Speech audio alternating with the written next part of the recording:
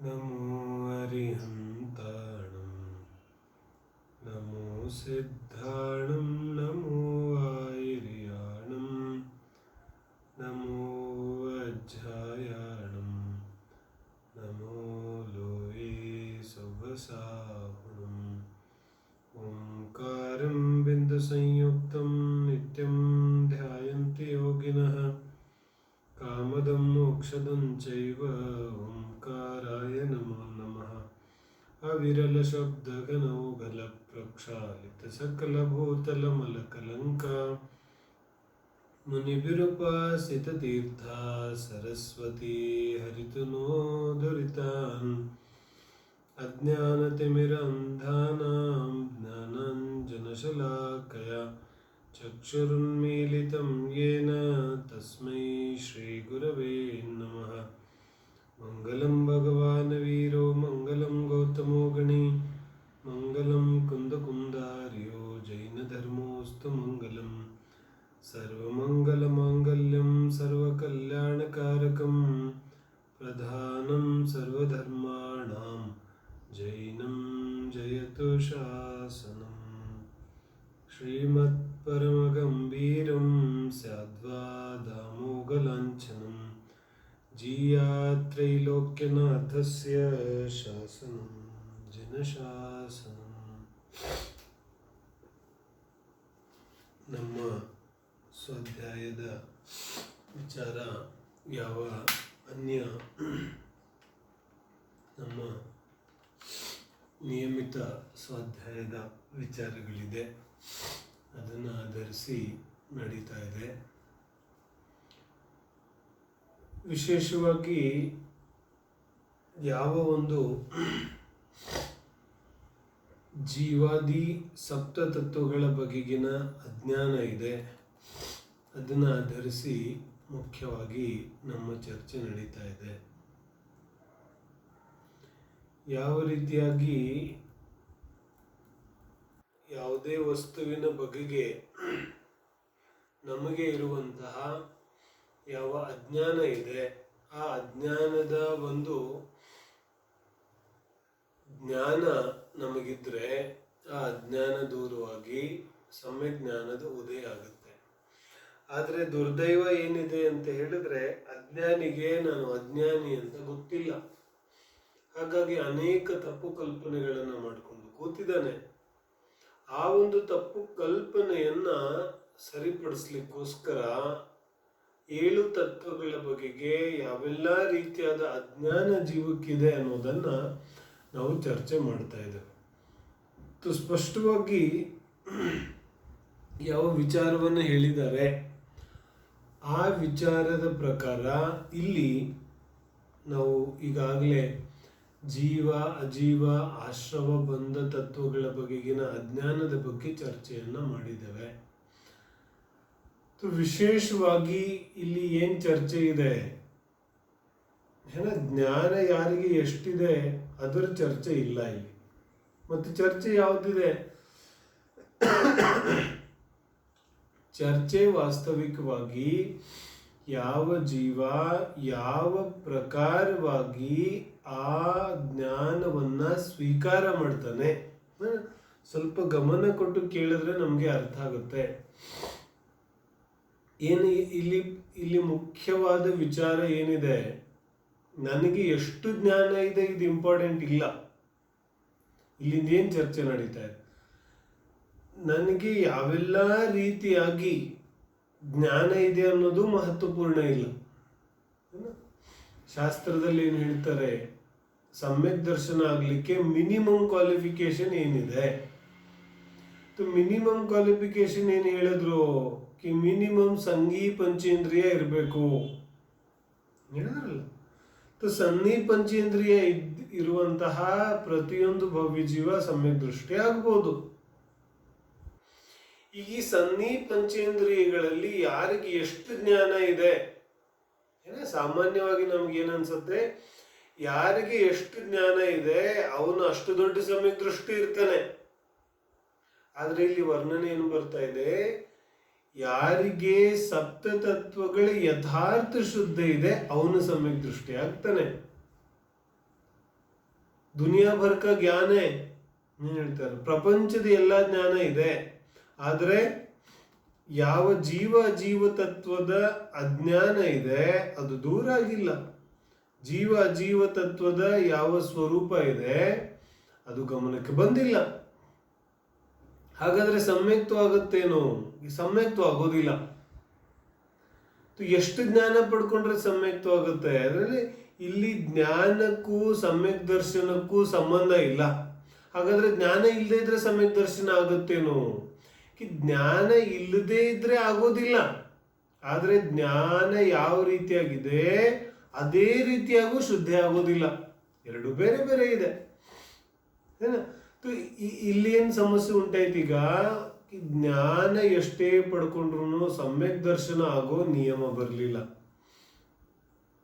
ಸಾಮಾನ್ಯವಾಗಿ ಜೀವ ಯಾವುದು ನನ್ಗೆ ಅಷ್ಟು ಜ್ಞಾನ ಅಜ್ಞಾನ ಅಜ್ಞಾನ ಅಜ್ಞಾನ ಅಂತ ಪಡ್ಕೊಂಡು ಆ ಜ್ಞಾನದ ಮೂಲಕ ಸಮ್ಯಕ್ ದೃಷ್ಟಿ ಆಗ್ಲಿಕ್ಕೆ ಯಾವುದು ಹೊರಡ್ತಾ ಇದ್ದಾನೆ ಅದು ವಾಸ್ತವಿಕವಾಗಿ ಅಜ್ಞಾನ ಇದೆ. ಯಾಕಂದ್ರೆ ಜ್ಞಾನದ ಮೂಲಕ ಅಂದ್ರೆ ಕ್ಷಯೋಪಶಮಿಕ ಜ್ಞಾನದ ಮೂಲಕ ಸಮ್ಯಕ್ತ್ವ ಆಗೋದಿಲ್ಲ. ಸಮ್ಯಕ್ತ್ವ ಆತ್ಮನ ಶುದ್ಧಾಗುಣದ ಪರ್ಯಾಯ ಇದೆ. ಹಾಗಾಗಿ ಶ್ರದ್ಧೆಯಿಂದ ಮಾನ್ಯತೆಯಿಂದ ಆ ಸಮ್ಯಕ್ ದರ್ಶನ ಉಂಟಾಗುತ್ತೆ ಹೊರತು ಜ್ಞಾನದಿಂದ ಉಂಟಾಗೋದಿಲ್ಲ. ಮತ್ತೆ ಜ್ಞಾನ ಬೇಕೋ ಬೇಡೋ? ಜ್ಞಾನ ಬೇಕು, ಆದ್ರೆ ಎಷ್ಟು ಜ್ಞಾನ ಬೇಕು ಅಷ್ಟೇ ಬೇಕು. ಅಂದ್ರೆ ಅಧಿಕ ಜ್ಞಾನ ಇದ್ರೆ ಒಳ್ಳೇದು, ಇರದೇ ಇದ್ರೆ ಸಮಸ್ಯೆ ಏನೂ ಇಲ್ಲ. ಏನ್ ಹೇಳ್ತಾರೆ? ಅಧಿಕ ಜ್ಞಾನ ಇದ್ರೆ ಒಳ್ಳೇದು, ಇಲ್ಲಾಂದ್ರೆ ಏನ್ ಸಮಸ್ಯೆ ಏನಿಲ್ಲ, ಸಮಸ್ಯೆ ಏನು ಉಂಟಾಗೋದಿಲ್ಲ. ಮತ್ತೇನಾಗತ್ತೆ? ಆ ಯಾವ ಜ್ಞಾನ ಇದೆ ಅದು ಶುಭೋಪಯೋಗದಲ್ಲಿ ಪ್ರವೃತ್ತಿ ಆಗುತ್ತೆ ಅಷ್ಟೇ. ಆದ್ರೆ ಸಮ್ಯಕ್ತ್ವಕ್ಕೆ ನಿನಗೆ ಕೆಲಸ ಬರೋ ಜ್ಞಾನ ಎಷ್ಟು? ಸಪ್ತ ತತ್ವಗಳ ಯಥಾರ್ಥ ಶುದ್ಧ ಇದೆಯೋ ಇಲ್ವೋ? ಅಂದ್ರೆ ಏನು? ನಿನಗೆ ಇಡೀ ವಿಶ್ವವನ್ನ ತಿಳಿಯೋ ಅವಶ್ಯಕತೆ ಇಲ್ಲ. ನಾವು ಸಪ್ತ ತತ್ವಗಳ ಸಮಯದಲ್ಲಿ ಚರ್ಚೆ ಮಾಡಿದ್ವಿ. ಯಾರಿಗೆ ಜ್ಞಾಪಕ ಎಷ್ಟಿದೆ ಜ್ಞಾಪಕ ಮಾಡ್ಕೊಳ್ಳೋದು. ಸಮ್ಯಕ್ ದರ್ಶನಕ್ಕೋಸ್ಕರ ಯಾವ ಸಪ್ತ ತತ್ವಗಳ ಶ್ರದ್ಧೆಯನ್ನ ಅವಶ್ಯಕ ಅಂತ ಹೇಳಿದ್ರು. ಆ ಸಪ್ತ ತತ್ವಗಳ ಮಾತ್ರ ಪ್ರಯೋಜನಭೂತ ತತ್ವ ಅಂತ ಹೇಳಿದ್ರು. ಅಂದ್ರೆ ತತ್ವ ಯಾವ ವಸ್ತುವಿನ ಯಾವ ಸ್ವಭಾವ ಯಾವ ರೀತಿಯಾಗಿದೆ ಅದನ್ನ ಅದೇ ರೀತಿಯಾಗಿ ತಿಳಿಯೋದು ತತ್ವ ಇದೆ. ಮತ್ತು ಪ್ರಪಂಚದಲ್ಲಿ ಅನಂತ ತತ್ವಗಳಿದೆ. ಅನಂತ ತತ್ವಗಳನ್ನು ಯಾವಾಗ ತಿಳ್ಕೊಳ್ಳೋದು? ನಾನು ಯಾವಾಗ ತಿಳಿಲಿಕ್ಕೆ ಸಾಧ್ಯ ಇದೆ? ಅನಂತ ಪದಾರ್ಥಗಳನ್ನು ತಿಳಿಲಿಕ್ಕೆ ಸಾಧ್ಯ ಇದೆಯೇನು? ಅಸಂಭವ ಇದೆ ಇದು ಮಾತು. ಹಾಗಾದ್ರೆ ಏನ್ ಮಾಡೋದು? ನಿನಗೆ ಸಂಪೂರ್ಣ ವಿಶ್ವವನ್ನ ತಗೊಂಡು ಏನೂ ಆಗ್ಬೇಕಾಗಿಲ್ಲ. ಏನ್ ಹೇಳ್ತಾರೆ? ಮದುವೆಗೆ ಅಥವಾ ಯಾವ್ದಾದ್ರು ಒಂದು ಫಂಕ್ಷನ್ಗೆ ಗೆಸ್ಟ್ಗಳನ್ನ ಕರಿಬೇಕು. ಗೆಸ್ಟ್ಗಳನ್ನ ಕರಿಬೇಕು ಅಂದ್ರೆ ಏನ್ ಮಾಡೋದು?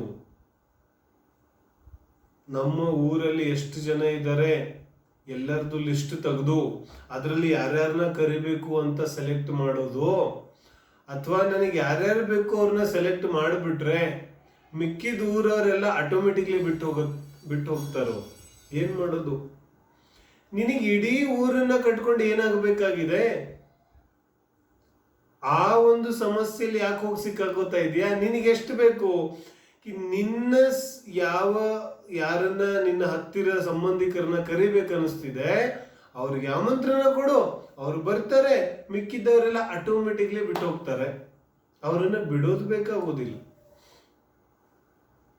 ಹಾಗೆ ನೀನು ಅನಂತ ಪದಾರ್ಥಗಳನ್ನ ತಿಳಿಯೋದು ಬೇಕಾಗಿಲ್ಲ. ಏಕೆ? ಅನಂತ ಪದಾರ್ಥಗಳಲ್ಲಿ ಸಾರಭೂತವಾದ ವಿಚಾರ ಏನಿದೆ? ಸಪ್ತ ತತ್ವಗಳಿದೆ. ಸಪ್ತ ತತ್ವಗಳಲ್ಲೂ ಸಾರಭೂತವಾದ ವಿಚಾರ ಏನಿದೆ? ಜೀವತತ್ವ ಇದೆ. ನವತತ್ವಗತತ್ವೇಪಿ ಯದೇಕತ್ವಂ ನ ಮುಂಚತಿ. ನವತತ್ವ ಸ್ವರೂಪವಾಗಿದ್ರು ಕೂಡ ಯಾವ ಜೀವತತ್ವ ತನ್ನ ಏಕತ್ವವನ್ನ ತನ್ನತ್ವವನ್ನ ಬಿಡೋದಿಲ್ಲ. ಆ ಏಕತ್ವ ಸ್ವರೂಪಿ ಯಾವ ಜೀವದ್ರವ್ಯ ಇದೆ, ಜೀವತತ್ವ ಇದೆ, ಅದು ವಾಸ್ತವಿಕವಾಗಿ ಮುಖ್ಯ ಇದೆ. ಹಾಗಾದ್ರೆ ಜೀವತತ್ವ ಮುಖ್ಯ ಇದೆ. ಅನ್ಯ ಅನಂತ ಪದಾರ್ಥಗಳ ಮುಖ್ಯ ಇಲ್ಲ, ಸಮಸ್ತ ಪ್ರಪಂಚ ಮುಖ್ಯ ಇಲ್ಲ. ಹಾಗಾದ್ರೆ ಸಮಸ್ತ ಪ್ರಪಂಚವನ್ನ ಕಟ್ಕೊಂಡು ನನಗೇನಾಗಬೇಕು? ನನ್ನ ಸಮ್ಯಕ್ ದರ್ಶನದ ಯಾವ ಪ್ರಯೋಜನ ಇದೆ ಅದನ್ನ ಸಾಧಿಸ್ಲಿಕ್ಕೆ ಯಾರ್ಯಾರ ಅವಶ್ಯಕತೆ ಇದೆ ಅರ್ಥ ಆಗ್ತಿದೆ? ನನ್ನ ಯಾವ ಮೋಕ್ಷ ಮಾರ್ಗ ಇದೆ, ನನ್ನ ಯಾವ ಸಮ್ಯಕ್ತ್ವದ ದಾರಿ ಇದೆ, ಆ ಸಮ್ಯಕ್ತ್ವದ ದಾರಿಯನ್ನ ಉದ್ಘಾಟ ಮಾಡಲಿಕ್ಕೆ, ಸಮ್ಯಕ್ತ್ವವನ್ನ ಪಡ್ಕೊಳ್ಳಿಕ್ಕೆ ನಂಗೆ ಯಾರ್ಯಾರ ಅವಶ್ಯಕತೆ ಇದೆ ಅದನ್ನ ನಾವು ನಿರ್ಣಯ ಮಾಡಬೇಕು. ನೋಡಿ, ಅತ್ಯಂತ ಉಪಯೋಗಕಾರಿ ಯಾವ ಉಪದೇಶ ಇದೆ ಅದರ ಬಗ್ಗೆ ನಾವು ಚರ್ಚೆ ಮಾಡ್ತಾ ಇದ್ದೇವೆ. ಏನಾದ್ರೆ ಎಷ್ಟು ಸಾಧ್ಯ ಆಗುತ್ತೆ ಅಷ್ಟು ಮುಖ್ಯ ಮುಖ್ಯ ಬಿಂದುಗಳ ಬಗ್ಗೆ ಚರ್ಚೆ ಮಾಡಬೇಕನ್ನೋದು ನನ್ನ ಭಾವ ಇದೆ. ಆ ಮೂಲಕ ಯಾವ ಭವ್ಯ ಜೀವಿಗಳಿಗೆ ಅದನ್ನ ತಿಳ್ಕೊಂಡು ಕಲ್ಯಾಣ ಮಾಡಿಕೊಳ್ಳುವಂತಹ ಭಾವ ಇದೆ, ಆ ಜೀವಿಗಳಿಗೆ ಇದು ನಿಮಿತ್ತ ಆಗಲಿ ಅನ್ನತಕ್ಕಂತಹ ಉದ್ದೇಶ ಇದೆ ಅಷ್ಟೇ. ಹಾಗಾಗಿ ಅತ್ಯಂತ ಮೂಲ ವಿಚಾರ ಏನಿದೆ ಅದನ್ನ ನಾವು ಚರ್ಚೆ ಮಾಡ್ತಾ ಇದ್ದೇವೆ. ಸಮ್ಯಕ್ ದರ್ಶನಕ್ಕೆ ನಿನಗೆ ಯಾರ್ಯಾರ ಅವಶ್ಯಕತೆ ಇದೆ, ಸಮ್ಯಕ್ ದರ್ಶನಕ್ಕೆ ಏನೇನು ತಿಳ್ಕೊಳ್ಳುವಂತಹ ಅವಶ್ಯಕತೆ ಇದೆ. ಏನ್ ಹೇಳ್ತಾರೆ, ಪ್ರಯೋಜನಭೂತ 7 ತತ್ವಗಳನ್ನ ತಿಳಿಯೋದು ಅವಶ್ಯಕ ಇದೆ. ಪ್ರಯೋಜನಭೂತ ಅಂದಾಗ ಮೊದಲು ಪ್ರಯೋಜನ ಏನು ಅನ್ನೋದನ್ನ ತಿಳಿಬೇಕು. ಏನು ಪ್ರಯೋಜನ ಇದೆ? ನಮ್ಮೆಲ್ಲರ ಪ್ರಯೋಜನ ಏನಿದೆ? ಮೋಕ್ಷಕ್ಕೆ ಹೋಗೋದು. ನಮ್ಮೆಲ್ಲರ ಪ್ರಯೋಜನ ಏನಿದೆ? ಸ್ವರ್ಗಕ್ಕೆ ಹೋಗೋದು, ಪುಣ್ಯ ಮಾಡೋದು. ನಮ್ಮೆಲ್ಲರ ಪ್ರಯೋಜನ ಏನಿದೆ ಅದನ್ನ ಡಿಸೈಡ್ ಮಾಡ್ಬೇಕಲ್ಲ. ಇಲ್ಲಿವರೆಗೆ ಪ್ರಯೋಜನ ಡಿಸೈಡ್ ಆಗೋದಿಲ್ಲ, ಅಲ್ಲಿವರೆಗೆ ಅದರ ಸಾಧನಗಳನ್ನು ನಾವು ನಿರ್ಣಯ ಮಾಡಲಿಕ್ಕೆ ಸಾಧ್ಯ ಇಲ್ಲ. ಎಲ್ಲಾ ಜೀವಿಗಳ ಒಂದೇ ಪ್ರಯೋಜನ ಇದೆ, ಅದು ಸುಖ ಪ್ರಾಪ್ತಿ. ಜಯ ತ್ರಿಭುವನ್ ಮೇ ಜೀವ ಅನಂತ ಸುಖ ಚಾಹೆ ದುಃಖತೆ ಭಯವಂತ.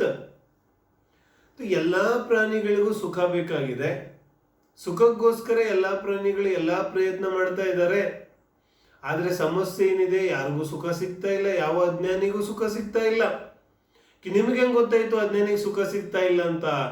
ಇನ್ನೂ ಪ್ರಯತ್ನ ಪಡ್ತಾ ಇದ್ದಾನಲ್ಲ, ಆ ಪ್ರಯತ್ನ ನನಗೆ ತೋರಿಸ್ತಾ ಇದೆ ಅವನಿಗೆ ಇನ್ನೂ ಸುಖ ಸಿಕ್ಕಿಲ್ಲ. ಅರೆ ಭೈ, ಕೊಯ್ ಮಕಾನ್ ಬಾಂದ್ರ ಹೋ, ಯಾರಾದ್ರೂ ಮನೆ ಕಟ್ಟುತ್ತಾ ಇದ್ರೆ ಆ ಮನೆ ಕಟ್ಟೋದು ಪೂರ್ತಿ ಆಗಿದೆ ಅಂತ ನಾವು ಯಾವಾಗ ಹೇಳ್ಬೋದು? ಮನೆ ಕಟ್ಟೋದು ಪೂರ್ತಿ ಆಗಿದೆ ಅಂತ ನಾವು ಯಾವಾಗ ಹೇಳ್ಬೋದು?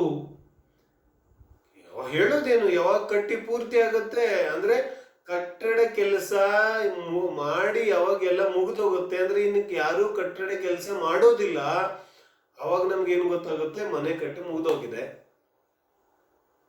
ಮತ್ತೆ ಇನ್ನೂ ಕಟ್ಟಿತಾ ಇದ್ರೆ, ಇನ್ನೂ ಕಟ್ಟೋ ಕೆಲಸ ಮಾಡ್ತಾ ಇದ್ರೆ ಏನಂತೀವಿ? ಇನ್ನು ಅಂಡರ್ ಕನ್ಸ್ಟ್ರಕ್ಷನ್ ಇದೆ. ಹಾಗೇನ್ ಹೇಳ್ತಿದ್ದಾರೆ, ಈ ಜೀವ ಅನಾದಿ ಕಾಲದಿಂದ ಎಫರ್ಟ್ ಹಾಕ್ತಾನೆ ಇದ್ದಾನೆ, ಪ್ರಯತ್ನ ಮಾಡ್ತಾನೆ ಇದ್ದಾನೆ. ಏನಕ್ಕೋಸ್ಕರ? ಸುಖಕ್ಕೋಸ್ಕರ. ಸುಖ ಸಿಗ್ಲಿ ಸಿಗ್ಲಿ ಸಿಗ್ಲಿ ಅಂತ ಪ್ರಯತ್ನ ಮಾಡ್ತಾನೆ ಇದ್ದಾನೆ. ಬಟ್ ಇನ್ನೂ ಇವನಿಗೆ ಸುಖ ಸಿಗ್ಲಿಲ್ಲ. ನಿಮಗೆ ಹೆಂಗ್ ಗೊತ್ತಾಯ್ತು? ಇವನು ಪ್ರಯತ್ನ ನಿಂತಿಲ್ವಲ್ಲ. ಇವನು ಪ್ರಯತ್ನ ನಿಂತಿದ್ದಿದ್ರೆ ನನಗ್ ಗೊತ್ತಾಗ್ತಿತ್ತು ಇವನು ಸುಖಿ ಆದ ಅಂತ. ಆದ್ರೆ ಇವನ ಪ್ರಯತ್ನ ಯಾವತ್ತೂ ನಿಲ್ಲಲೇ ಇಲ್ಲ. कभी भी इसके प्रयत्न, इसके पुरुषार्थ रुके ही नहीं. जिस भाव में जाता है उस भाव में सुखी होने का प्रयास करता है. ಏಕೇಂದ್ರಿಯದಿಂದ ಪಂಚೇಂದ್ರಿಯದವರೆಗೆ ಯಾವ ಭಾವದಲ್ಲಿ ಹೋದ್ರೂ ಅಲ್ಲಿ ಸುಖಿಯಾಗೋ ಪ್ರಯತ್ನ ಮಾಡ್ತಾನೆ. ಆದ್ರೆ ಸುಖಿ ಆಗೋದಿಲ್ಲ, ಯಾಕಂದ್ರೆ ಪ್ರಯತ್ನ ನಿಲ್ಲೋದಿಲ್ಲ. ಯಾಕೆ ಸುಖಿ ಆಗೋದಿಲ್ಲ? ಮಣ್ಣು ಇದೆಯಲ್ಲ, ಮಣ್ಣನ್ನ ಗಾಣಕ್ಕೆ ಹಾಕಿ ತೆಗಿಯೋದು ಎಣ್ಣೆನ. ಯಾವಾಗ ಎಣ್ಣೆ ಬರುತ್ತೆ? ಎಣ್ಣೆ ಬರುವುದಂತೂ ಸಾಧ್ಯ ಇಲ್ಲ. ಆದ್ರೆ ನಿನ್ನ ಒಂದು ಆಯಾಸ ಆಗೋದಂತೂ ಖಂಡಿತ ಇದೆ, ನಿನ್ನ ಮರಣ ಆಗೋದು ಖಂಡಿತ ಇದೆ. ಯಾಕೆ? ಎಲ್ಲಿ ಯಾವುದು ಇಲ್ಲ ಅಲ್ಲಿ ಹುಡುಕ್ತಾ ಇದ್ದೇನೆ. ಆಚಾರ್ಯರು ಹೇಳ್ತಾ ಇದ್ದಾರೆ, ಜೀವ ದ್ರವ್ಯದಲ್ಲಿ ಸುಖ ಇದೆ, ಅಜೀವ ದ್ರವ್ಯದಲ್ಲಿ ಸುಖ ಇಲ್ಲ. ಎಲ್ಲಿ ಹುಡುಕೋದು? ಯಾರಿಗೆ ಜೀವ ಅಜೀವ ತತ್ವದ ಭೇದ ವಿಜ್ಞಾನ ಇದೆ, ಯಾರಿಗೆ ಜೀವ ತತ್ವದ ಸ್ವರೂಪ ಸರಿಯಾಗಿ ಗೊತ್ತಿದೆ, ಅಂತಹ ಜೀವ ದ್ರವ್ಯದಲ್ಲಿ ಸುಖವನ್ನು ಹುಡುಕ್ತಾನೆ, ಅರ್ಥಾತ್ ತನ್ನಲ್ಲಿ ತಾನು ಸುಖವನ್ನ ಹುಡುಕ್ತಾನೆ, ಪರದ್ರವ್ಯಗಳಲ್ಲಿ ಸುಖವನ್ನ ಹುಡುಕುವುದನ್ನ ಬಿಡ್ತಾನೆ. ಹಾಗಾಗಿ ಸಮ್ಯಕ್ ದರ್ಶನ ಆಗಬೇಕಾದ್ರೆ ಸ್ವಪರ್ ಏನ್ ಹೇಳ್ತಾರೆ, ಸಮ್ಯಕ್ ದರ್ಶನ ಆಗ್ಬೇಕಾದ್ರೆ ಸ್ವಪರ ಭೇದ ವಿಜ್ಞಾನ ಆಗೋದು ಬಹಳ ಅವಶ್ಯಕ ಇದೆ. ಎಲ್ಲಿವರೆಗೆ ಸ್ವಪರ ಭೇದ ವಿಜ್ಞಾನ ಇಲ್ಲ ಅಲ್ಲಿವರೆಗೆ ಸಮ್ಯಕ್ ದರ್ಶನ ಆಗ್ಲಿಕ್ಕೆ ಸಾಧ್ಯ ಇಲ್ಲ. ಮಿಥ್ಯಾ ದರ್ಶನ ಯಾವುದಿದೆ, ಕಿ ಸ್ವ ಯಾವುದು ಪರ ಯಾವುದು ಅನ್ನುವಂತಹ ಶುದ್ಧೆ ಯಾರಿಗೆ ಇಲ್ಲ, ಸರಿಯಾದ ಶುದ್ಧೆ, ಅವನು ಮಿಥ್ಯಾ ದೃಷ್ಟಿ ಇದ್ದಾನೆ. ಮತ್ತೆ ಯಾರಿಗೆ ಸ್ವ ಯಾವುದು ಪರ ಯಾವುದು ಅಂತ ಗೊತ್ತಿದೆ, ಶುದ್ಧೆ ಇದೆ, ಆ ಜೀವಕ್ಕೆ ನಾವೇನಂತ ಕರಿತೀವಿ, ಸಮ್ಯಕ್ ದೃಷ್ಟಿ ಅಂತ ಕರಿತೀವಿ. ಹಾಗಾದ್ರೆ ಇಲ್ಲಿ ಏನಾಯ್ತು, ಎಲ್ಲಾ ಜೀವಿಗಳ ಪ್ರಯೋಜನ ಒಂದು ಸುಖ ಪ್ರಾಪ್ತಿ ಇದೆ. ಬೆಳಿಗ್ಗೆಯಿಂದ ಸಾಯಂಕಾಲದವರೆಗೆ 24 hours ಏನೆಲ್ಲ ಮಾಡ್ತಾ ಇದ್ದಾನೆ ಜೀವ, ಅದೆಲ್ಲವೂ ಸುಖಕ್ಕೋಸ್ಕರ. ಆದ್ರೆ ಸುಖ ಸಿಗ್ತಾ ಇಲ್ಲ.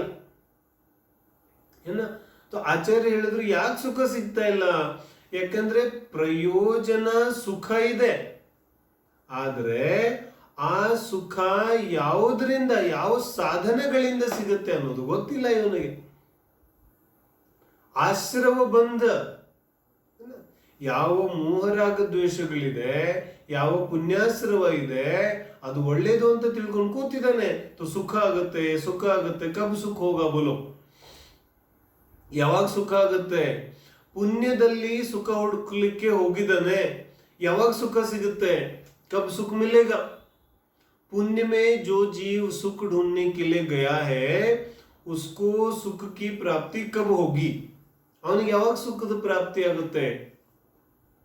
कि ये तो बात असंभव है ना, ಅಸಂಭವ ಇದೆ. ಯಾಕಂತ ಹೇಳಿದ್ರೆ ಪುಣ್ಯದಲ್ಲಿ ಸುಖ ಇಲ್ಲ.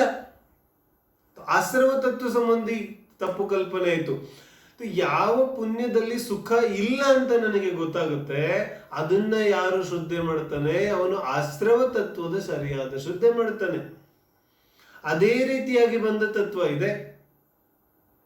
ಯಾವ ರೀತಿಯಾದ ಕರ್ಮದ ಉದಯ ಇದೆ, ಆ ಕರ್ಮದ ಉದಯದಲ್ಲಿ ಸುಖ ದುಃಖ ರೂಪ ಅನುಭವ ಮಾಡದೇ ಇದ್ದಂತಹ ವ್ಯಕ್ತಿ, ಪುಣ್ಯದ ಉದಯದಲ್ಲಿ ಅನುಕೂಲ ಅನುಭೂತಿ, ಪಾಪದ ಉದಯದಲ್ಲಿ ಪ್ರತಿಕೂಲ ಅನುಭೂತಿ ಯಾರು ಮಾಡ್ತಾರೆ, ಅವನು ಅಜ್ಞಾನಿ ಇದ್ದಾನೆ, ಮಿಥ್ಯಾದೃಷ್ಟಿ ಇದ್ದಾನೆ.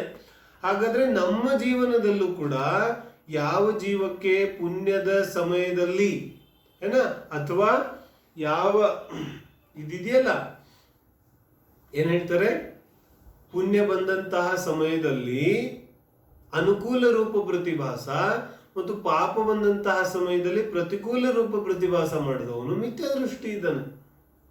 ನಾವು ವಿಚಾರ ಮಾಡೋದು ನಾವೇನ್ ಮಾಡ್ತಾ ಇದ್ದೀವಿ ಅಂತ. ದುಃಖ ರೂಪ ಪ್ರಸಂಗ ಬಂದಾಗ ದುಃಖಿ, ಅನುಕೂಲ ರೂಪ ಪ್ರಸಂಗ ಬಂದಾಗ ಸುಖಿ. ಈ ರೀತಿ ಯಾವ ಜೀವದ ವರ್ತನೆ ಇದೆ ಅವನು ಮಿಥ್ಯಾ ದೃಷ್ಟಿ ಇದ್ದಾನೆ. ಯಾಕಂದ್ರೆ ಅವನಿಗೆ ಬಂಧ ತತ್ವದ ಸ್ವರೂಪ ಗೊತ್ತಿಲ್ಲ. ಅದಕ್ಕೆ ಆಚಾರ್ಯ ಏನ್ ಹೇಳ್ತಾರೆ, ಈ ರೀತಿ ನೀನು ಸಮಸ್ತ ಲೋಕವನ್ನ ತಿಳಿಯೋ ಅವಶ್ಯಕತೆ ಇಲ್ಲ, ಎಲ್ಲಾ ಪದಾರ್ಥಗಳನ್ನ ತಿಳಿಯೋ ಅವಶ್ಯಕತೆ ಇಲ್ಲ. ಮತ್ತೇನು ಅವಶ್ಯಕತೆ ಇದೆ, ನೀನು ಪ್ರಯೋಜನಭೂತ ತತ್ವಗಳನ್ನ ತಿಳಿ. ಏನ ಪ್ರಯೋಜನಭೂತ ತತ್ವಗಳನ್ನ ತಿಳಿಯೋದ್ರಿಂದ ಏನಾಗುತ್ತೆ, ನಿನ್ನ ಸುಖ ಪ್ರಾಪ್ತಿ ರೂಪ ಯಾವ ಪ್ರಯೋಜನ ಇದೆ, ಆ ಪ್ರಯೋಜನವನ್ನ ಸಿದ್ಧಪಡಿಸ್ಲಿಕ್ಕೆ ಈ 7 ತತ್ವಗಳ ಶುದ್ಧಿ ಮಾತ್ರ ಸಾಕಾಗುತ್ತೆ. ಅರ್ಥ ಆಗುತ್ತೆ. ಸುಖ ಎಲ್ಲಿದೆ, ಸುಖ ಪ್ರಾಪ್ತಿ ಮೂಲ ಪ್ರಯೋಜನ ಇದೆ. ಸುಖ ಎಲ್ಲಿದೆ ಅನ್ನೋದು ನಾನು ಅರ್ಥ ಮಾಡ್ಕೋಬೇಕಲ್ಲ. ಸುಖ ಎಲ್ಲಿದೆ ಅಂತ ಯಾವ ಜೀವಕ್ಕೆ ಅರ್ಥ ಆಗತ್ತೆ, ಅದು ಯಾವ ಮೂಲಕ ಅರ್ಥ ಆಯ್ತು, ಜೀವ ತತ್ವವನ್ನ ತಿಳಿಯೋದ್ರ ಮೂಲಕ. ಏನ ಆದ್ರೆ ಜಂಬೂದ್ವೀಪ ಎಲ್ಲಿದೆ, ಲವಣ ಸಮುದ್ರ ಎಲ್ಲಿದೆ, ಜಂಬೂದ್ವೀಪದ ವಿಡ್ತ್ ಎಷ್ಟಿದೆ, ಲೆಂತ್ ಎಷ್ಟಿದೆ, ಏನ ಯಾವ ಭೂಮಿಯಲ್ಲಿ ಯಾವ ರೀತಿಯಾದ ಕೃತ್ರಿಮ ಚೈತ್ಯಾಲಯಗಳಿದೆ, ಏನಿದೆ, ಜ್ಞಾನ ಹೋತು ಬಹುತ್ ಅಚ್ಚ ಹೇಳ್ತಾರೆ. ಜ್ಞಾನ ಇದ್ರೆ ತುಂಬಾ ಒಳ್ಳೇದು. ಇಷ್ಟೋಪದೇಶಕಾರ ಶ್ರೀಮದ್ ಪೂಜ್ಯಪಾದ ಸ್ವಾಮಿ ಸುಮಾರು 1600 ವರ್ಷಗಳ ಹಿಂದೆ ಏನ ಸುಮಾರು 1600 ವರ್ಷಗಳ ಹಿಂದೆ ಏನಂತ ಬರೆದ್ರು, ಇಷ್ಟೋಪದೇಶ ಅನ್ನುವಂತಹ ಗ್ರಂಥವನ್ನ ಬರೆದ್ರು. 51 ಪದ್ಯಗಳಿರುವಂತಹ ಇಷ್ಟ ಉಪದೇಶ ಅನ್ನುವಂತಹ ಗ್ರಂಥವನ್ನ ಬರೆದ್ರು. ಅದರ ಕೊನೆಯಲ್ಲಿ ಇಡೀ ಜಿನಾಗಮದ ಸಾರವನ್ನ ಹೇಳುತ್ತಾ ಪೂಜ್ಯಪಾದ ಸ್ವಾಮಿ ಏನ್ ಹೇಳ್ತಾರೆ, ಜೀವೋನ್ಯ ಪುದ್ಗಲಶ್ಚಾನ್ಯ ಇತ್ಯಸೌ ತತ್ವಸಂಗ್ರಹ ಯದನ್ಯದುಚ್ಯತೆ ಕಿಂಚಿತ್ ಸೋಸ್ತು ಅಸ್ಯೈವ ವಿಸ್ತರಃ. ಬಹಳ ಮರ್ಮ ಇದೆ ಇದರಲ್ಲಿ.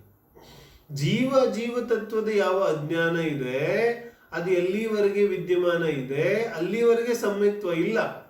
ನೀನು ಎಷ್ಟೇ ಜ್ಞಾನ, ಎಷ್ಟೇ ವ್ರತ, ಎಷ್ಟೇ ಉಪವಾಸಗಳನ್ನ ಮಾಡು, ಅದರಿಂದ ಏನಾಗುತ್ತೆ?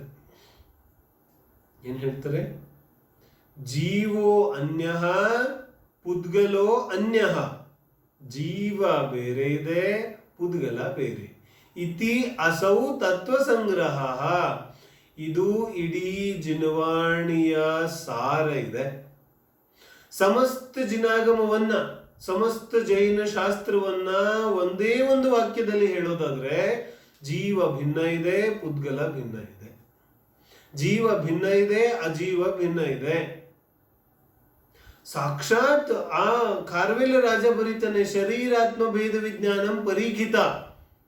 ಶರೀರ ಮತ್ತು ಆತ್ಮನ ಭೇದ ವಿಜ್ಞಾನವನ್ನ ಪರೀಕ್ಷಿಸಿ ಅದನ್ನ ಏನಂತ ಪರಾಮರ್ಶಿಸಿ ನಾನು ಗ್ರಹಣೆ ಮಾಡ್ಕೊಂಡಿದ್ದೀನಿ ಅಂತ ಹೇಳಿ. ಅದು ಮೂಲ ಧರ್ಮ ಇದೆ, ವಾಸ್ತವಿಕವಾದ ಧರ್ಮ ಇದೆ, ನಿಜವಾದ ಧರ್ಮ ಇದೆ. ಹಾಗಾಗಿ ಜೈನ ಆಗಮವನ್ನ ನಾವು ಈ ಒಂದೇ ವಾಕ್ಯದಲ್ಲಿ ಹೇಳ್ಬೋದು, ಕಿ ಜೀವ ಬೇರೆ ಇದೆ, ಪುದ್ಗಲ ಬೇರೆ ಇದೆ. ಹೇಳಲಿಕ್ಕೆ ಇದು ಒಂದೇ ವಾಕ್ಯ ಇದೆ, ಆದ್ರೆ ಇದನ್ನ ನಿರ್ಣಯ ಮಾಡುವಂತಹ ಸಾಧನೆ ಜೀವನವಿಡೀ ನಡೆಯುತ್ತೆ. ध्यान देना बात क्या कह रहा हूं मैं. कहने के लिए संपूर्ण जिनागम को एक के वाक्य में तो कह दिया, जीव अलग है और पुद्गल अलग है, लेकिन इसका निर्णय करने के लिए, इसकी निर्णयता का साधना करने के लिए जीवन भर लगेगा, जीवन भर साधना करने पड़ेगी. ಒಂದೇ ದಿನದಲ್ಲಿ ಶುದ್ಧ ಆಗೋದಿಲ್ಲ ಜೀವಕ್ಕೆ. ಅನಾದಿ ಕಾಲದ ಸಂಸ್ಕಾರಗಳಿದೆ. ಸುಧ ಪರಿಚಿದಾಣುಭೂತ ಸಂವತ್ಸವಿ ಕಾಮ ಭೋಗ ಬಂಧಕ.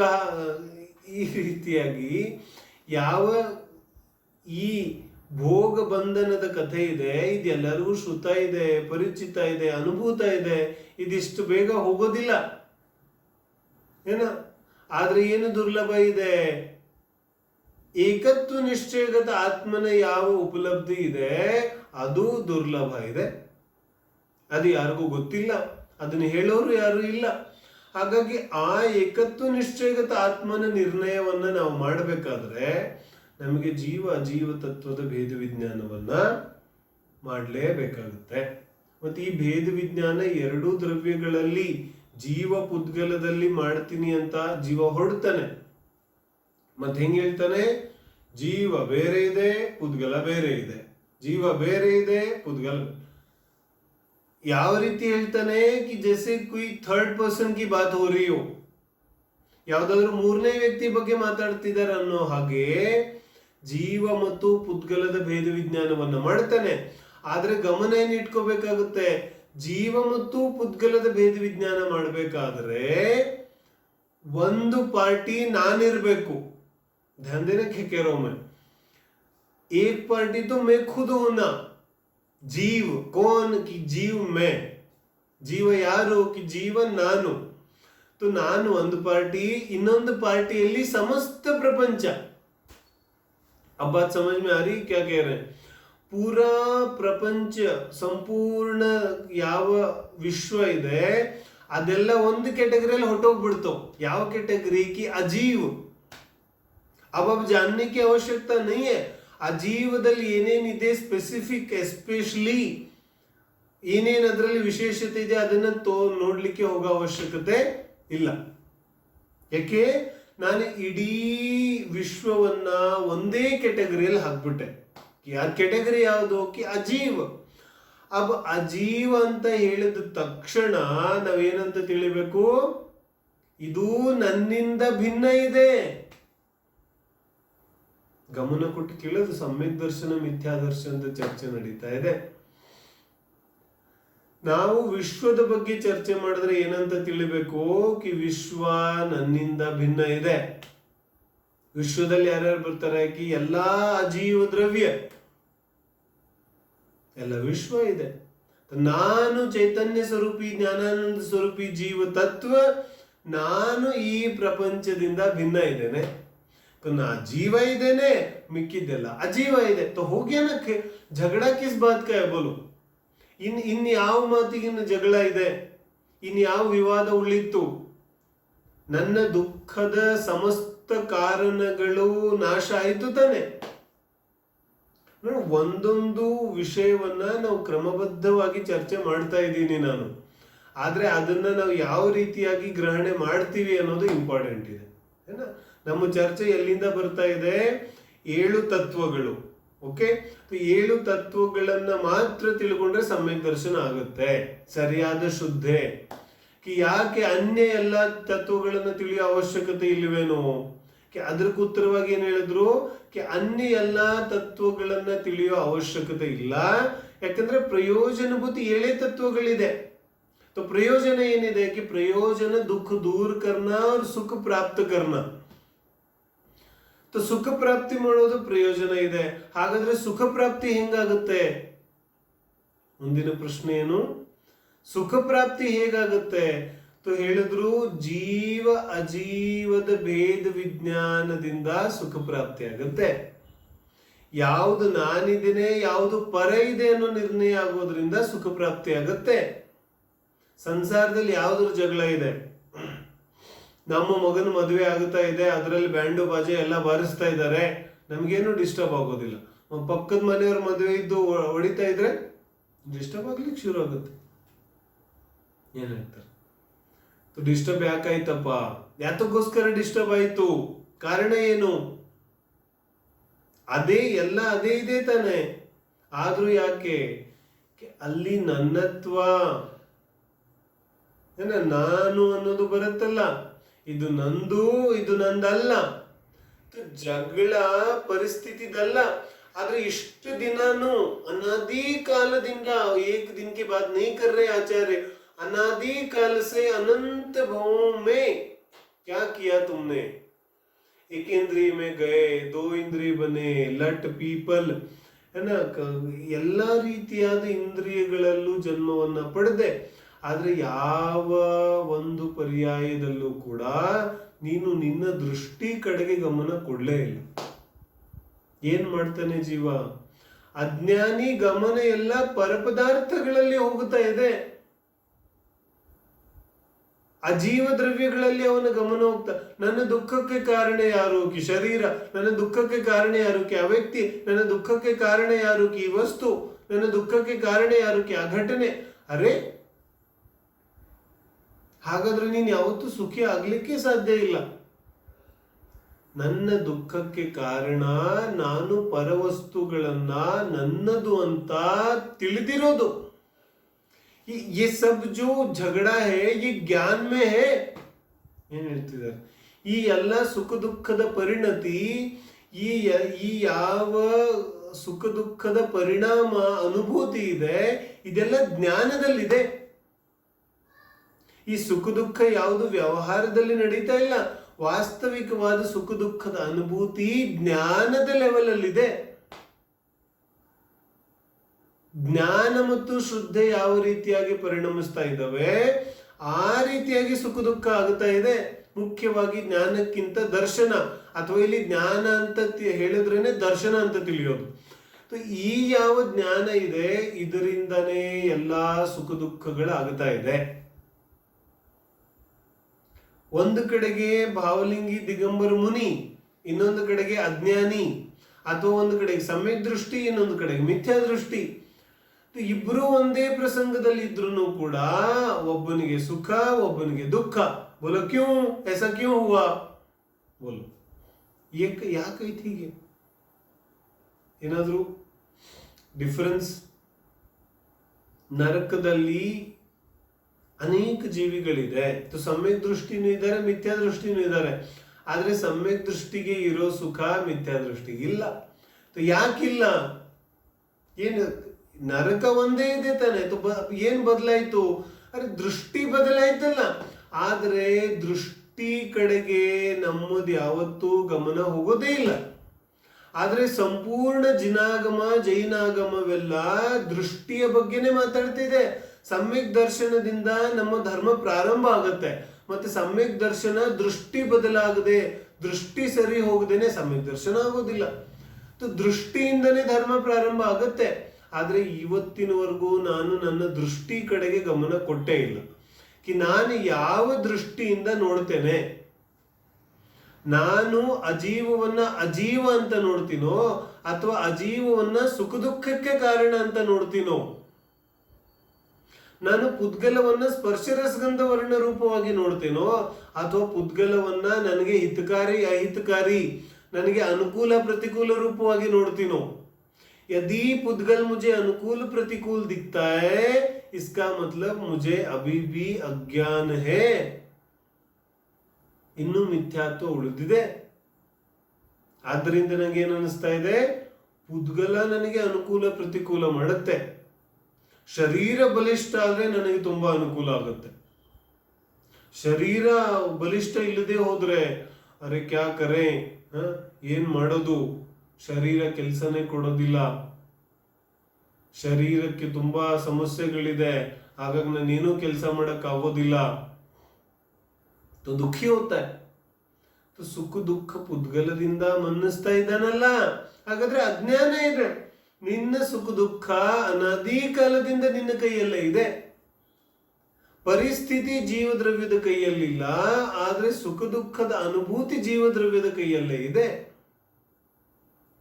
ಹಾಗಾಗಿ ಪೂಜ್ಯಪಾದ ಸ್ವಾಮಿ ಏನ್ ಹೇಳ್ತಾರೆ? ಜೀವೋ ಅನ್ಯ ಪುದ್ಗಲೋ ಅನ್ಯ ಇತ್ಯಸೌ ತತ್ವ ಸಂಗ್ರಹ. ಯದನ್ಯದುಚ್ಯತೆ ಕಿಂಚಿತ್ ಯತ್ ಅನ್ಯದ್ ಉಚ್ಯತೆ ಕಿಂಚಿತ್ ಸೋಸ್ತು ತಸ್ಸೈವ ವಿಸ್ತರ. ಇದನ್ನ ಬಿಟ್ಟು ಜಿನವಾಣಿಯಲ್ಲಿ ಏನೇನು ವರ್ಣನೆ ಮಾಡಿದರೆ ಅದೆಲ್ಲ ಇದರದ್ದೇ ವಿಸ್ತಾರ ಇದೆ. ಹೆಂಗೆ ಹೇಳಿದ್ರು? ಅಲ್ಟಿಮೇಟ್ಲಿ ಪ್ರಯೋಜನ ಒಂದೇ ಇದೆಯಲ್ಲ, ಸುಖ ಪ್ರಾಪ್ತಿ. ಹಾಗಾಗಿ ಜೀವ ಪುದ್ಗಲದ ಭೇದ ವಿಜ್ಞಾನವೇ ಈ ನಮ್ಮ ಜಿನಾಗಮದ ಮೂಲ ಮಂತ್ರ ಇದೆ. ಓಕೆ, ಇಷ್ಟ ಆಯ್ತಲ್ಲ. ಏನೇನಾಯ್ತೀಗ? ಜೀವ ಅಜೀವ ಆಶ್ರವ್ ಬಂಧ, ಈ 4 ತತ್ವಗಳಿಗೆ ಸಂಬಂಧಪಟ್ಟಂತಹ ಯಾವ ಒಂದು ಅಜ್ಞಾನ ಇದೆ, ಆ ಅಜ್ಞಾನವನ್ನ ನಾವು ಯೋಚನೆ ಮಾಡಿದ್ವಿ, ತಪ್ಪು ಕಲ್ಪನೆಗಳನ್ನು. ಇನ್ನು ಸಂವರ ತತ್ವದ ಬಗ್ಗೆ ಜೀವದ ಯಾವ ರೀತಿಯಾದ ಒಂದು ಅಭಿಪ್ರಾಯ ಇದೆ ಅಥವಾ ಯಾವ ರೀತಿಯಾದ ಒಂದು ಮಾನ್ಯತೆ ಇದೆ ಅನ್ನೋದನ್ನ ನೋಡುದು. ತತ್ವಾರ್ಥ ಸೂತ್ರದಲ್ಲಿ ಸಂವರ ನಿರ್ಜರೆಗೆ ಕಾರಣಗಳನ್ನು ಕೊಟ್ಟಿದ್ದಾರೆ, ಅನ್ಯ ಗ್ರಂಥಗಳಲ್ಲೂ ಕೊಟ್ಟಿದ್ದಾರೆ. ಆದ್ರೆ ಯಾವುದನ್ನ ಯಾವ ರೀತಿಯಾಗಿ ಅರ್ಥ ಮಾಡ್ಕೊಳ್ಳೋದು ಅಂತ ಜೀವಕ್ಕೆ ಗೊತ್ತಿಲ್ಲ. ವಾಸ್ತವಿಕವಾಗಿ ಸಂವರ ಯಾವುದರಿಂದ ಆಗುತ್ತೆ ಮತ್ತೆ ಯಾವುದಕ್ಕೆ ಉಪಚಾರದಿಂದ ಸಂವರ ಅಂತ ಕರೆದಿದ್ದಾರೆ ಅನ್ನೋದನ್ನ ನಾವು ಸ್ವಲ್ಪ ಚರ್ಚೆ ಮಾಡಬೇಕಿದೆ.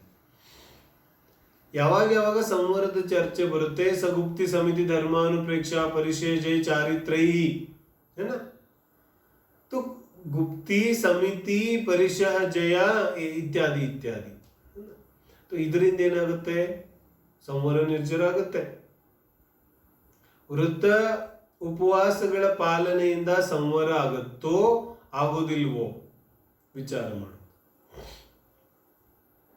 ವೃತ ಉಪವಾಸಗಳಿಂದ, ವೃತ ನಿಯಮಗಳನ್ನ ಪಾಲಿಸೋದ್ರಿಂದ ಸಂವರ ನಿರ್ಜರೆ ಆಗತ್ತೋ ಆಗೋದಿಲ್ವೋ?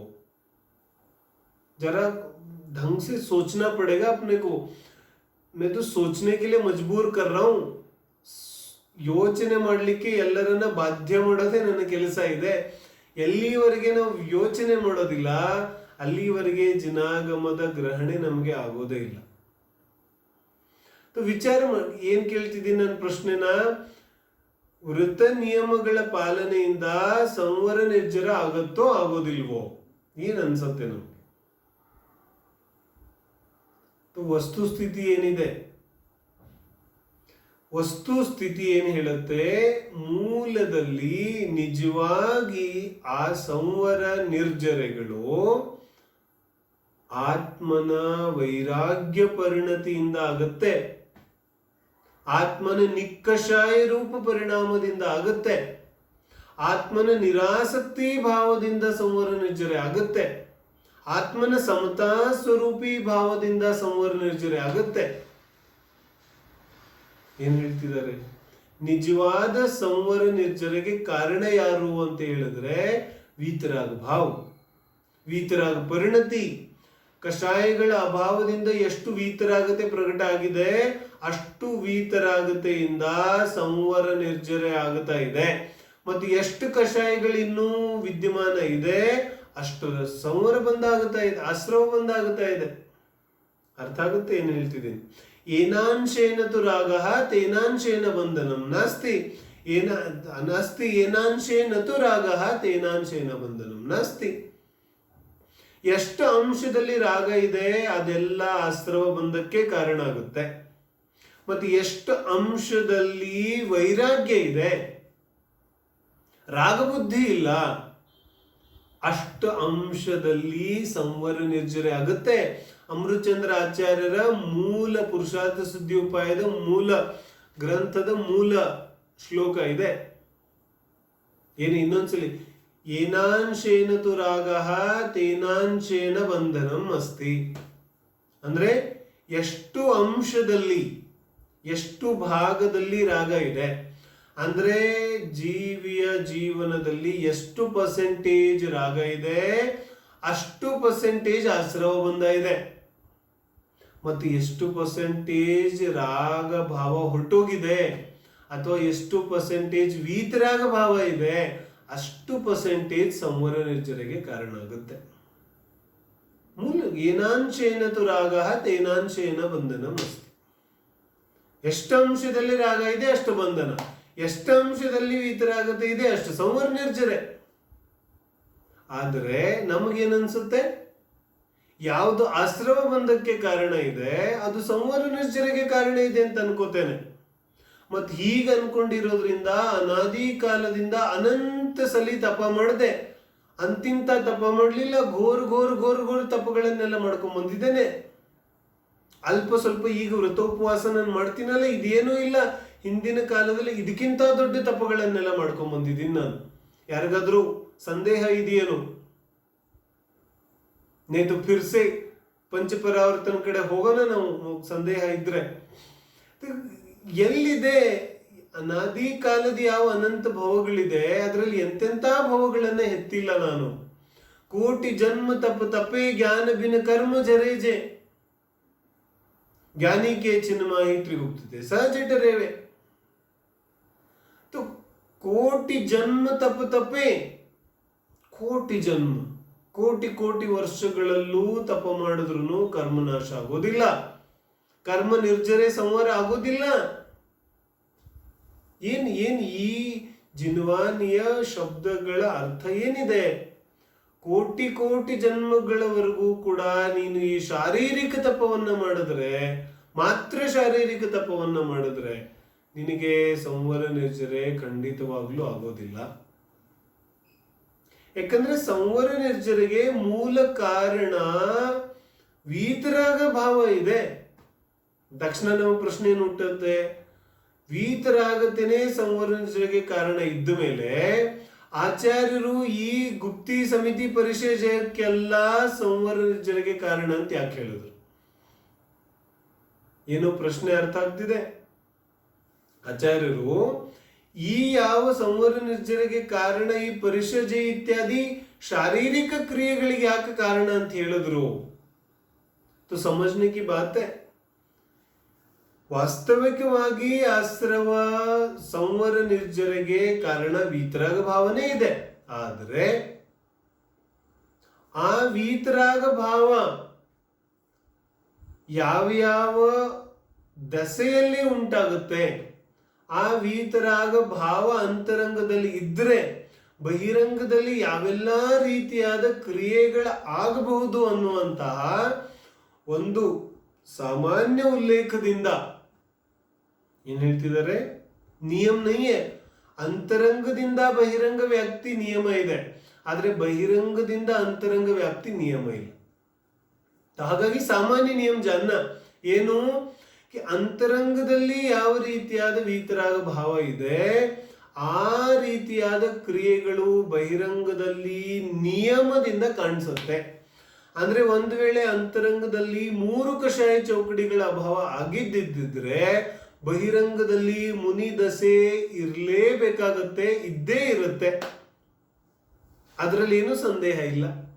ಹಾಗಾಗಿ ಮುನಿ ಅವಸ್ಥೆಗೂ ಕೂಡ ಸಂವರ ನಿರ್ಜರ ಅಂತ ಕರೀತಾರೆ. ಯಾಕೆ ಕರೆದ್ರು?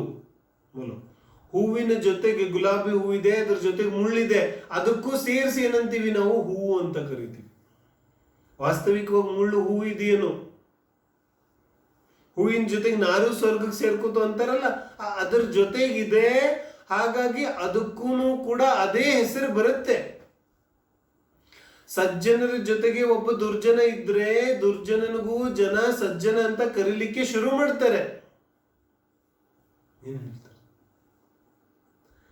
ಇಲ್ಲಿ ಏನಾಗುತ್ತಾ ಇದೆ, ಯಾವ ವೃತ ನಿಯಮ ಉಪವಾಸಗಳಿದೆ ಅವುಗಳು ಅಂತರಂಗ ವೀತರಾಗ ಭಾವದ ಪ್ರತೀಕ ಸ್ವರೂಪವಾಗಿ ಬಹಿರಂಗ ಕ್ರಿಯೆಗಳಿದೆ. Those are the physical activities. ಆ ಬಹಿರಂಗ ಕ್ರಿಯೆಗಳು ಇಂಡಿಕೇಟಿವ್, ಅವು ಪ್ರತೀಕಾತ್ಮಕವಾಗಿವೆ.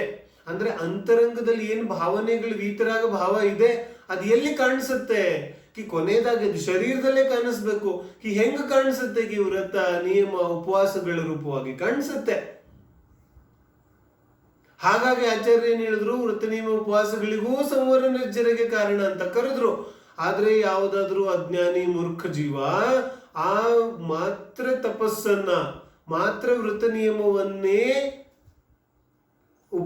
ಇದು ಸಂವರ ನಿರ್ಜರೆಗೆ ಕಾರಣ ಅಂತ ತಿಳಿದ್ರೆ ಅದು ಅವನ ಅಜ್ಞಾನ ಅನ್ನಿಸ್ಕೊಳ್ಳತ್ತೆ ಅಷ್ಟೇ. ಆದ್ರೆ ವಾಸ್ತವಿಕವಾಗಿ ಅದು ಆಶ್ರವ ಮತ್ತು ಸಂವರ ಮತ್ತು ನಿರ್ಜರೆಗೆ ಕಾರಣ ಆಗೋದೇ ಇಲ್ಲ. ಹಾಗಾಗಿ ಸಂವರಕ್ಕೆ ಕಾರಣ ಆ ಯಾವ ಕರ್ಮಗಳ ಬರುವಿಕೆ ಇತ್ತಲ್ಲ ಅದನ್ನ ನಿಲ್ಲಿಸ್ಬೇಕಾದ್ರೆ ವೀತರಾಗ ಭಾವದ ಪ್ರಗಟತೆ, ಅದು ವಾಸ್ತವಿಕವಾಗಿ ಇಲ್ಲಿ ಮುಖ್ಯವಾಗುತ್ತೆ. ಅದೇ ರೀತಿಯಾಗಿ ನಿರ್ಜರ ನಿರ್ಜರದಲ್ಲಿ ಏನಿದೆ, ತತ್ವಾರ್ಥ ಸೂತ್ರದಲ್ಲಿ ಇಚ್ಛಾ ನಿರೋಧ ತಪಃ ಮತ್ತೆ ತಪಸಾ ನಿರ್ಜರಾಚ. ಪುನಃ ನಾವು ಎಲ್ಲಿಗೆ ಹೋಗೋದೀಗ? ನಿರ್ಜರ ಇಚ್ಛಾ ನಿರೋಧಕ್ಕೆ ಹೋಗೋದು. ತಪದ ಚರ್ಚೆ ನಾನು ಸುಮಾರು ಮಾಡಿದ್ದೇನೆ, ಅದನ್ನೆಲ್ಲ ಜ್ಞಾಪಕ ಮಾಡ್ಕೊಳ್ಳೋದು. ನಾನು ಪುನಃ ಚರ್ಚೆ ಅದನ್ನ ಇಲ್ಲಿ ತಗೊಳ್ಳೋದಿಲ್ಲ. ಆದರೆ ಯಾವುದು ವಾಸ್ತವಿಕವಾಗಿ ನಿರ್ಜರೆಗೆ ಕಾರಣ ಇದೆ? ನಿರ್ಜರ ಅಂದ ತಕ್ಷಣ ಅನೇಕ ಜೀವಿಗಳಿಗೆ ತಪ ನೆನಪು ಬರುತ್ತೆ. ತಪ್ಪಿಲ್ಲ, ತಪ ನಿರ್ಜರೆಗೆ ಕಾರಣ ಇದೆ. ಆದ್ರೆ ಯಾವ ತಪ? ಮಾತ್ರ ಬಹಿರಂಗ ತಪ ಅಲ್ಲ, ಅಂತರಂಗ ವೀತರಾಗ ಭಾವ ಪೂರ್ವಕವಾಗಿ ಯಾವ ಬಹಿರಂಗದಲ್ಲಿ ತಪ ಆಗುತ್ತೆ ಆ ತಪದಿಂದ ನಿರ್ಜರ ಆಗುತ್ತೆ. ನಿನಗೆ ಅಂತರಂಗ ಕಷಾಯ ಪರಿಣಾಮಗಳಂತೂ ಹೋಗಿಲ್ಲ. अंतरंग से कषाय भाव तो गए नहीं और बहिरंग में बढ़ चढ़कर व्रत उपवास की पालना करता है तो उसको तो इसका लाभ नहीं मिलने वाला. ಅವನಿಗೆ ಸಂವರ ನಿರ್ಜರ ಆಗೋದು ಸಾಧ್ಯ ಇಲ್ಲ. ಯಾಕೆ? ಅಂತರಂಗದಲ್ಲಿ ಯಾವ ಕಷಾಯ ಪರಿಣಾಮಗಳಿದೆ ಅವು ಯಥಾವತ್ತಾಗಿ ವಿದ್ಯಮಾನ ಇವೆ, ಯಥಾವತ್ತಾಗಿ ಲಭ್ಯ ಇವೆ. ಯಾವ ಕಷಾಯ ಭಾವನು ಹೊರಟೋಗಿಲ್ಲ. ಯಾವ ಕಷಾಯ ಭಾವದ ಉಪಶಮ ಕ್ಷಯೋಪಶಮ ಕ್ಷಯ ಏನೂ ಆಗಿಲ್ಲ. ಕಷಾಯಗಳ ಕ್ಷಯ ಕ್ಷಯೋಪಶಮ ಉಪಶಮ ಆಗದೇನೆ ಯಾವ ಜೀವಕ್ಕೂ ಕೂಡ ಧರ್ಮದ ಪ್ರಾರಂಭವೇ ಆಗೋದಿಲ್ಲ. ಹಾಗಾಗಿ ಯಾವ ನಿರ್ಜರೆ ಇದೆ, ನಿರ್ಜರೆಯನ್ನು ಕೂಡ ನಾವು ಬಹಿರಂಗ ತಪ ಅಲ್ಲ, ಅಂತರಂಗ ವೀತರಾಗ ಸ್ವರೂಪ ಯಾವ ತಪ ಇದೆ ಆ ತಪದ ಕಡೆಗೆ, ಅದರ ಜೊತೆಗೆ ಇಚ್ಛಾ ನಿರೋಧ ಆಸೆಗಳ ಅವರೋಧ ರೂಪವಾದ ಯಾವ ತಪ ಇದೆ, ಎರಡೂ ತಪ. ಒಂದು ಅಂತರಂಗದ ಯಾವ ಭಾವ ವೀತರಾಗ ಭಾವ ಇದೆ ಅದು ಒಂದು ಕಡೆಗೆ, ಎರಡನೇದು ಆಸೆಗಳ ಅವರೋಧ ರೂಪವಾಗಿ ಯಾವ ತಪ ಆಗುತ್ತೆ ಅದು ನಿಜವಾದ ತಪ ಇದೆ. ಆಸೆಗಳ ಅವರೋಧ ಅಂತೂ ಆಗ್ಲಿಲ್ಲ, ಮತ್ತು ತಪ ಮಾಡ್ತಾ ಇದ್ದಾನೆ. ತಪ ಎಲ್ಲಿ ತಪ ಆಗುತ್ತೆ? ಆಸೆಗಳ ಅವರೋಧ ಆಗ್ಲಿಲ್ಲ ಅಂದ್ರೆ ತಪ ಆಗ್ಲಿಲ್ಲ ಅಷ್ಟೇ. ಅದರಲ್ಲಿ ಬೇರೆ ಏನು ಯೋಚನೆ ಮಾಡುವಂತ ಅವಶ್ಯಕತೆನೇ ಇಲ್ಲ. ಆಹಾರ ಸೇವಿಸಿದ್ನೋ ಸೇವಿಸ್ಲಿಲ್ವೋ ಡಸಂಟ್ ಮ್ಯಾಟರ್. ಅದ್ಯಾವುದು ಕೂಡ ಇಲ್ಲಿ ಲೆಕ್ಕಕ್ಕೆ ಬರೋದಿಲ್ಲ. ಯಾವುದು ಮಹತ್ವಪೂರ್ಣ ಇದೆ? ಯಾವ ವ್ಯಕ್ತಿ ವ್ರತೋಪವಾಸಗಳನ್ನ ಪಾಲನೆ ಮಾಡ್ತಿದ್ದಾನೆ ಅವನ ಅಂತರಂಗದಿಂದ ಆಸಕ್ತಿ ಭಾವ ಕಡಿಮೆ ಆಗಿದೆಯೋ ಇಲ್ವೋ, ಅಂತರಂಗದಿಂದ ಕಷಾಯ ವೃತ್ತಿ ಹೋಗಿದೆಯೋ ಇಲ್ವೋ. ಒಂದು ವೇಳೆ ಕಷಾಯ ವೃತ್ತಿ ಹೋಗಿದೆ ಅಂದ್ರೆ ತತ್ ಸಂಬಂಧಿತವಾದಂತಹ ಅಷ್ಟು ಅಂಶ ರೂಪವಾದಂತಹ ಸಂವರ ನಿರ್ಜರ ಆ ಜೀವಕ್ಕೆ ಪ್ರಕಟ ಆಗುತ್ತೆ. ಆಸೆಗಳ ಅವರೋಧ ಆಗಿದೆಯೋ ಇಲ್ವೋ ಅದು ತಪವನ್ನು ನಿರ್ಣಯ ಮಾಡುತ್ತೆ.